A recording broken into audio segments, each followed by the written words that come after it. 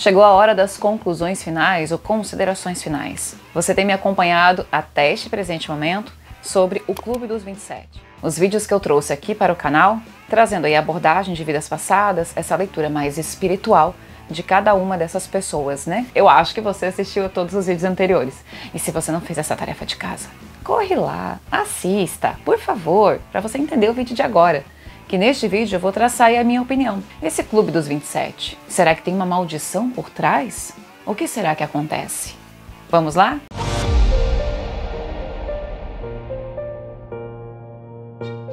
Sejam bem-vindos todos vocês a mais um vídeo aqui do meu canal. Eu sou a Fernanda Roosevelt e você é meu convidado mais que especial para me acompanhar até o final deste vídeo. Já chega chegando deixando seu joinha, inscreva-se no canal se você não é inscrito ainda, me siga nas redes sociais e fique atento também a este recadinho. Quer conhecer? Eu acredito que o meu carro-chefe, né, dos livros que eu escrevi, o mais importante, que é o livro que eu conto a minha história de vidas passadas. Então está aqui, ó, uma história de vidas passadas, através do WhatsApp 47 99987 1806. Vocês vão falar com a Yara. Você pode receber autografado na sua casa. Não perca tempo não, são poucos exemplares, corre lá e encomenda o seu. E agora eu vou falar sobre o Clube dos 27. Então, como eu disse no início, acho que vocês já assistiram os vídeos anteriores e vamos entender um pouquinho mais o que a gente queria com isso. Na verdade, qual foi o meu objetivo quando veio essa sugestão? Peraí, você vai fazer o Clube dos 27? De todos aqueles artistas, enfim, geralmente pessoas ligadas à música, com envolvimento em drogas também, que acabaram desencarnando aos seus 27 anos. É um grande número, né? É só um detalhe. A gente não abordou todas as pessoas aqui. Eu vi pedidos de vocês, de outras pessoas que não compuseram aí a nossa lista, porque não dá para abraçar todos, a gente escolheu alguns, de todos os que foram escolhidos, nem todos foram, a gente conseguiu visualizar, como eu disse, não é uma coisa assim precisa no seguinte sentido, você me cita um nome, Fernanda, dá para ler a vida passada de fulano de tal? De repente dá, de repente não, eu não consigo dar certeza. Nós estamos buscando meios de melhorar, como se concentrar mais, meditações diferenciadas, o que a gente tem que fazer, como não fazer, e tá andando, tá legal. Então, é uma coisa nova também pra gente, porque antes era tão caseiro, né? Esse trabalho de leitura, não um trabalho de terapia, não um trabalho de regressão, é diferente. Mas o trabalho de leitura, ele tá sendo melhor explorado, digamos assim, pela Mama, que tem me ajudado muito. Obrigada, Mama, por toda essa jornada. E a todo mundo que tá envolvido, a todos vocês que assistiram, né? O Ricardo pelas pautas, Cami pela edição. Então, olha só, a gente tá esmiuçando e trabalhando cada vez mais todo esse universo. Mas não é de todos que a gente consegue. Então, me desculpa você que pediu algum nome que de repente não foi atendido. Vamos lá. Ao Clube dos 27, então. Em resumo, isso é mito, coincidência ou uma maldição? O mundo da música tem muitas coincidências e, infelizmente, algumas são trágicas.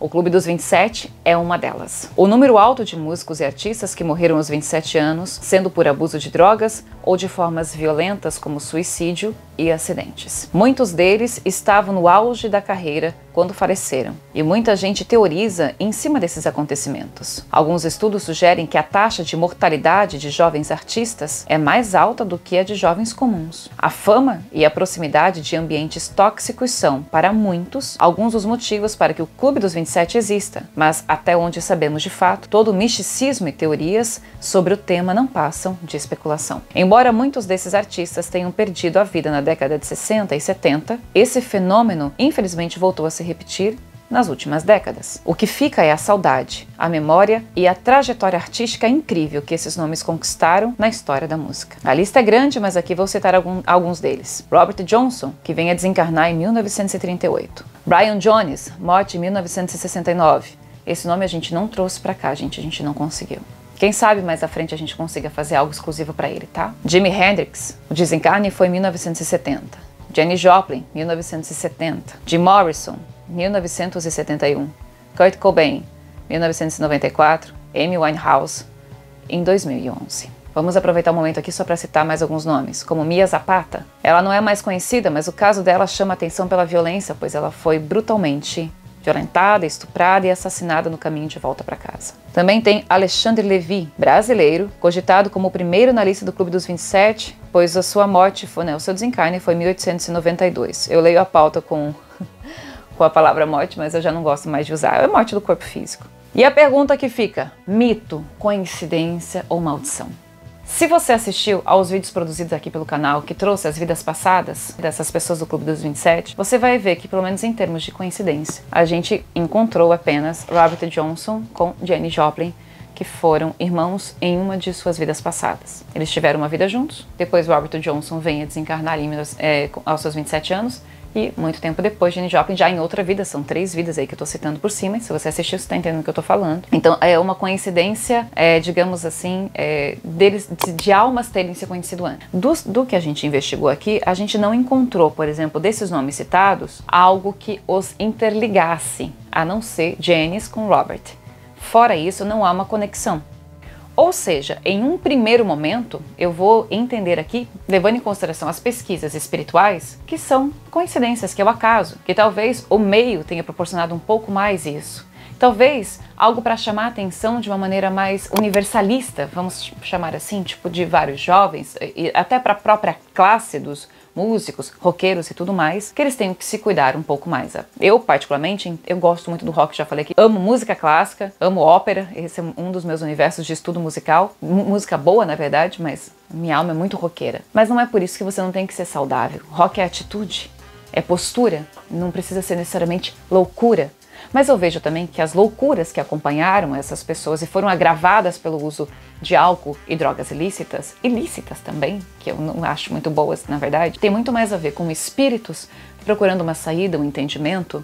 A confusão é interna, a guerra é interna e acaba vindo para fora. Talvez seria pior a história deles se de repente eles não tivessem encontrado na arte uma maneira de expor, de colocar para fora aquilo que os acompanha espiritualmente, aquele peso que está dentro de si. E aí eu quero fazer uma reflexão sobre isso, um parênteses. Cuidado com a carga emocional que você tem dentro de você. Para todos nós. Cada um de nós traz uma carga. Vou explicar.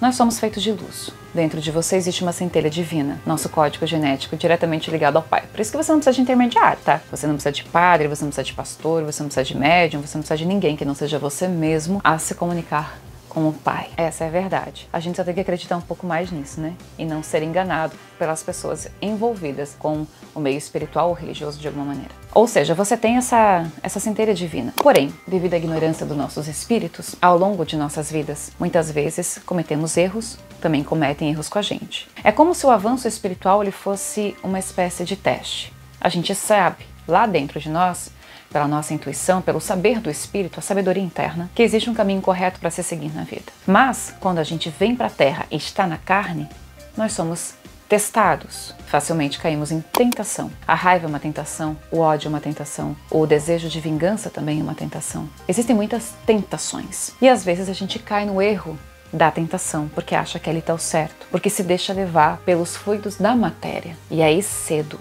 ou tarde, aquilo se transforma numa carga negativa sobre essa centelha divina que eu falei, como se fosse uma pequena chama.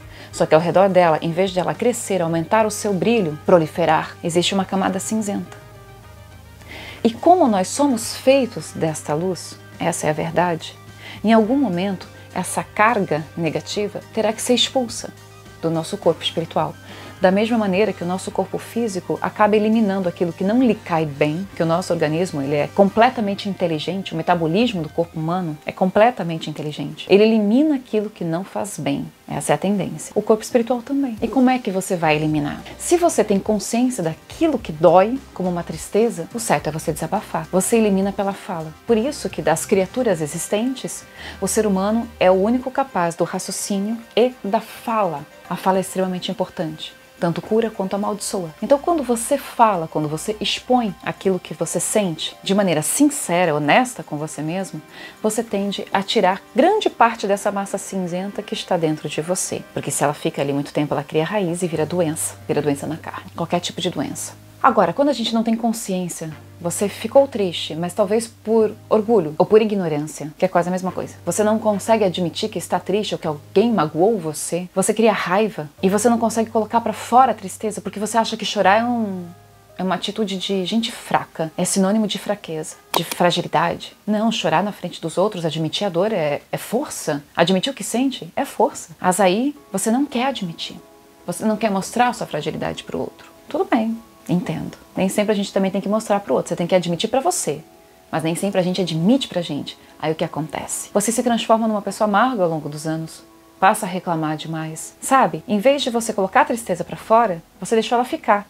Aí ela fica um incômodo. Você nunca vai estar feliz. Você não tem contentamento, você não tem satisfação na vida porque você não tem satisfação interna. E qual é o problema disso? Em uma vida fica até mais fácil de resolver. Mas e se você carrega isso no seu espírito há muitas encarnações? A sua personalidade de uma outra época já traz isso consigo, porque lá ela também não sabia falar. E você ainda, de repente, guarda essa teimosia com você e não consegue colocar pra fora. Aí isso se transforma em raiva, pode se transformar em ódio. Enfim, isso nos distancia da luz maior. Essa luz pequenininha, em vez de crescer, ela vai ficando cada vez mais pesada. O seu corpo vai ficar pesado. Ó, você vai caindo, vai caindo. Você nunca tá altivo, feliz, próspero de verdade. Aí nada dá certo na sua vida, porque aqui dentro não está. Então, às vezes, a raiz do seu problema é dessa vida, mas pode ser de outras, pode ser um combo, né? De muitas coisas. Estamos aqui para evoluir. E uma das evoluções está exatamente em admitir, conseguir reconhecer, ter visão para si, conseguir reconhecer. E assim reconhecendo, você consegue eliminar. Porque está mais consciente daquilo que carrega. E desses artistas, muitos deles não estavam conscientes. Então eles conseguiram colocar para fora através da arte. Porque tem criatividade, porque tem talento. Que lindo! Porém, o ambiente, a ideia de liberdade, meu corpo, minhas regras, por exemplo. Primeiro que o corpo não é nosso, né? A consciência é sua, o corpo nunca é. O corpo você utiliza, porque você é um espírito, não é dono da tua matéria. A terra é dona da matéria. Nenhum espírito consegue ser dono da matéria, a não ser Deus. Mas enfim, você utiliza dessas toxinas ilegais ou legais, o álcool, os remédios, as drogas, a heroína, a cocaína, seja o que for. Aquilo cria um peso, ele potencializa o que você tem de ruim dentro de si. Parece bom. Mas espiritualmente falando, energeticamente falando, você potencializa aquilo que tem em você, que é o que aconteceu com esses artistas. E não era uma vez ou outra, era constantemente. E eles começam a achar, como eu estava dizendo, que é livre ser assim. Pelo contrário, você está cada vez mais preso na matéria. As pessoas se enganam quando acham que mexer muito com o corpo, mexer isso com aquilo, envolvido por uma moda, pela influência dos amigos, é liberdade. Só porque não tem ninguém proibindo você, ei, fica em casa. Ou você tem que voltar até a meia-noite ou até às 11 horas. Como os nossos pais ou avós eram mais prisioneiros dentro de uma determinada disciplina. Não. Disciplina é liberdade. Isso é uma frase da Legião Urbana, não é?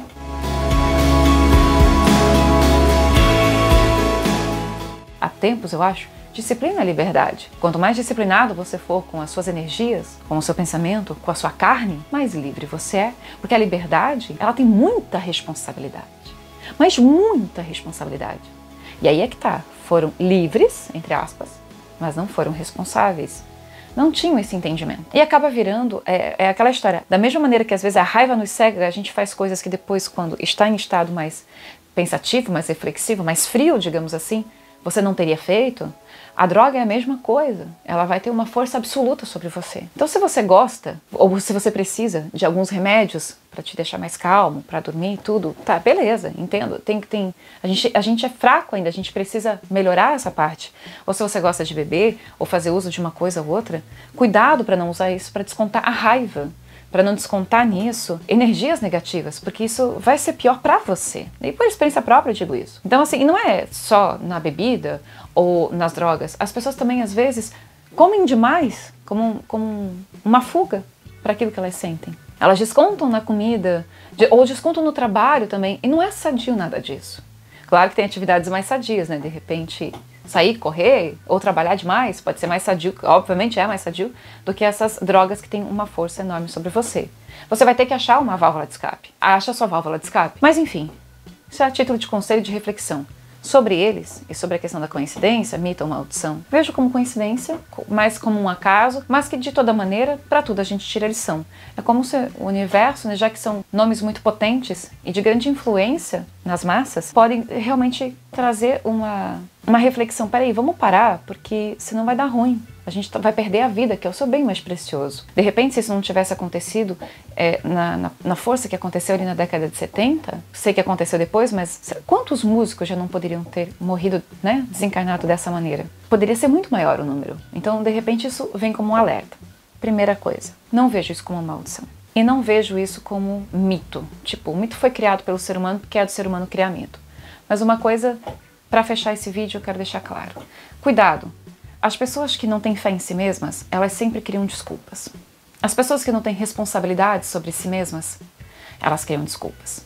Muitos deles, como Robert Johnson, me recordo, ele fez um pacto com o diabo, porque ninguém conseguia explicar o talento. Porque muitas vezes as pessoas não têm em si a mesma vocação e nem mesmo a mesma dedicação para aprimorar um talento e fazer daquilo algo brilhante e bonito.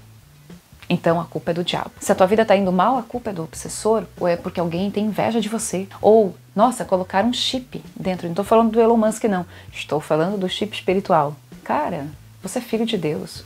Toma para si esse título e faça jus a isto. Sabe quando um pai diz a um filho, ou até o filho pode falar para o pai, mas no caso, do maior para o menor, você não é mais meu filho? Isso dói bastante. Tem pais que dizem isso, Porque às vezes o filho ele não orgulha o pai no seguinte sentido de ter se desviado na vida. A grosso modo eu estou falando, Cada caso é sempre um caso, mas a grosso modo. Agora observe, quem é que se sente filho de Deus? Porque se você se sente, se você entende essa mensagem, você vai tentar fazer dessa centelha divina uma grande chama, fazer sua luz aumentar. E aí é que tá. Tome para você a responsabilidade da sua vida. Tome para você a responsabilidade do seu espírito. Tome para si a responsabilidade da sua consciência, da sua existência. Não fique esperando que alguém te diga o que fazer. Entre em contato com o seu eu mais íntimo. Descubra quem você é. E se você tem talento, que lindo, vamos aplaudir.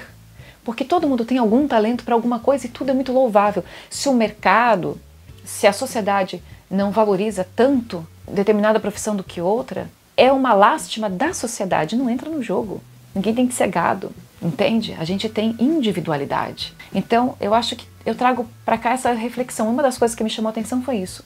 A maneira como a sociedade sempre quer tentar entender o que é do homem, o talento. Como se fosse obra do diabo, ou fez pacto com o diabo. Gente, estão assinando o contrato da inveja eterna. Por favor, é assumir uma ignorância espiritual absurda. Não é para ser assim. Não nascemos para isso. Mas para você entender, terá que despertar essa consciência dentro de você. E assim eu me despeço. Gratidão por todos vocês que me acompanharam até aqui. Entre em contato comigo, quem quiser fazer terapia. fernandarose.terapeuta@gmail.com. Um beijo enorme para todos vocês e desculpa se eu parecer um pouco cansada nesse vídeo, mas eu não andei muito bem de saúde, mas tô melhorando, tá? Então assim, um beijo enorme, fiquem com Deus, até o próximo vídeo, meu joinha, compartilhe esse vídeo, por favor, e inscreva-se no canal, me siga lá no Instagram também. Fui!